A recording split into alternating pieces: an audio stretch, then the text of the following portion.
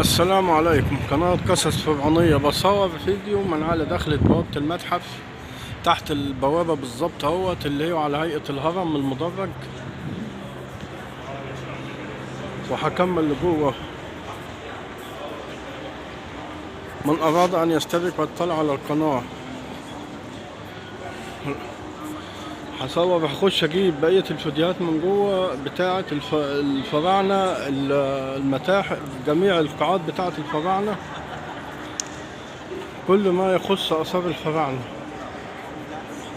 من أراد أن يشترك في القناة، قناة قصص جميع العصور وقناة قصص فرعونية، من أراد أن يطلع على القناة. ولو عجبك الفيديو ما تنساش الاشتراك بالقناة ولايك وشير عشان يوصلك فيديوهات أول بأول.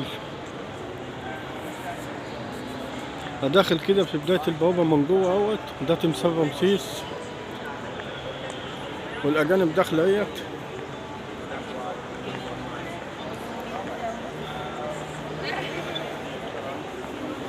وبعد كده وش البوابة،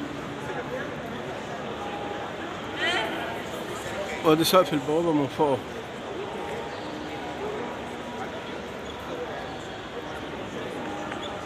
وده تمثال رمسيس والسياح واقفين قبله على اليمين.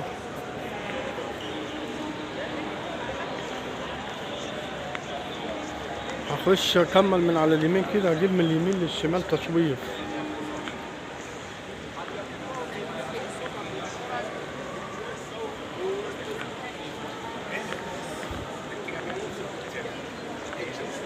من أراد أن يشترك معنا في القناتين، قناة قصص فرعونية وقناة قصص جميع العصور.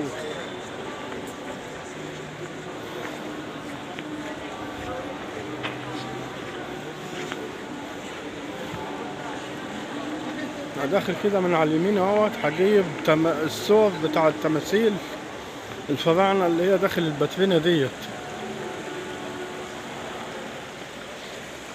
وبعد كده هخش هجيب الآثار بتاع الفراعنة اللي في جميع القاعات، وهجيب الآثار بتاع المجوهرات بتاعة الملكة توت عن أخناتون. أكيد بصور في اليمين اهو، فيديو 5 دقايق.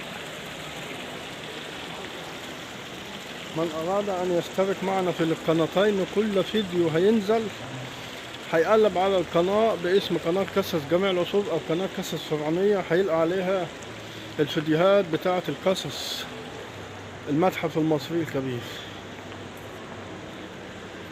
وادي السلم داخل البوابة اهوت من جوه على اليمين.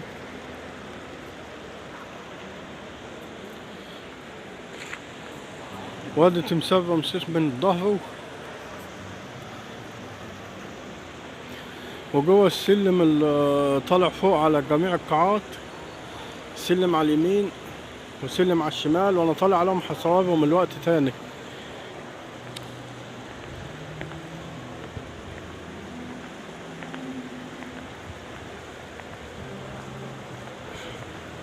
انا باخد صورة من على اليمين وانا داخل.